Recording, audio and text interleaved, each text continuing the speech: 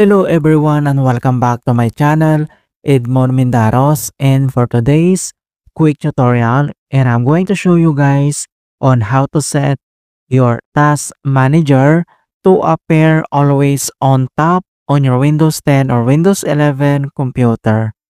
So basically, enabling the settings would have the task manager window launching and settings on top of any other windows on the desktop.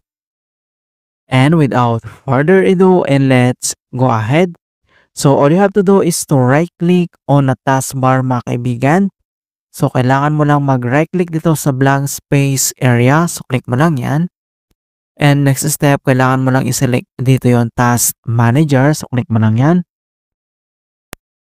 Ayan. So once na-open mo na tong task manager, so dito lang sa left side menu and then kailangan mo lang i-click dito yung settings.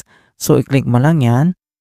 And then dito lang sa right side ay scroll down ka lang and then makikita mo na kaagad dito yung kung paano ba natin i-set yung task manager to appear always on top. So under dito sa window management, so kailangan mo lang i-select dito or i-check mo lang itong box na always on top. Okay, so click mo lang yan.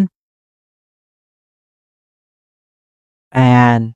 So once nagawa mo na yan, and hope na na-resolve yung problem.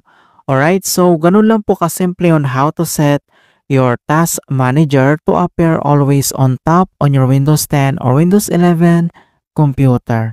And please don't forget to like this video, subscribe to my channel for more quality content. Thank you guys and see you in my next tutorial.